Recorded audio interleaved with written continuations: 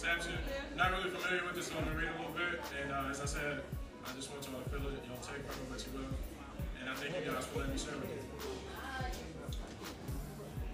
I'm recovering from deception addiction, and I just entered the program. For so long, I never knew what caused my affliction. My life was filled with so much contradiction, looking to the sky for a vision. I am a recovering deception addict. Addicted to deceit, like many of us, we learn to accept deception, fearing rejection. We join the masses, this agent thickening the ignorance like molasses. The love of money providing the incentive, never allowing real true love to replenish. And as it starts to diminish, we will never finish unless we stop. I am a recovering deception addict. Addicted to retreat, but I am a cowardly lion, losing all my reality, living in fantasy, outspoken about things of intelligence, nothing, taking life for granted, roots of spiritual life never planted, accepting what I had been handed.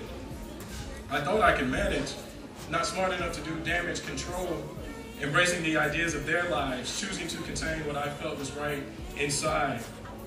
Afraid of the looks of judgment, so I followed their path of destruction, listening to all their instructions on how to be me, but without my nappy.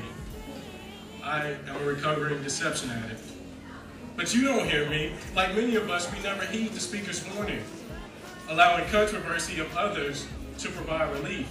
Like the war in Iraq and the future of blacks, knowledge of these subjects is what we lack. Always thinking, just go with the flow, be nice, maybe they will know. Tis. But I never will if I allow deception to persist, especially when temptation exists and I am choosing not to resist.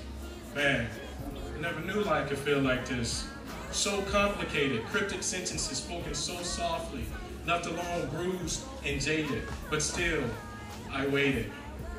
I'm a recovering deception addict. Jim Crow laws and affirmative actions, things put in place to provide distraction, taking my focus away from the main attraction, extending the delay of my reaction. I'm a recovering deception addict. They fed me lies as they looked in my eyes, all while belittling my tries and raping my sister's thighs. I gave up my soul to a world so cold, truths too bold to be told, but boy could they be sold.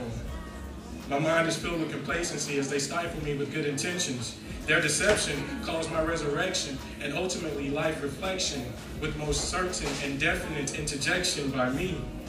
You see, I'm a recovering deception addict. Not blaming them, the fault belongs with me. Webster provides for less imagery, point blank and blunt, honestly. I devoured their charismatic ploy, so overwhelmed with kindness, aiding in the multiplication of my blindness, I lost all control. Finally awakening that dead eye, opening as I started to cry, tired of all this pain only to obtain superficial gains, causing me way too much strain. I only wanted to help you help me. And that way maybe we can rid the world of all the deceit. But I have learned some people prefer trickery, a very priceless lesson, because I was addicted to deception.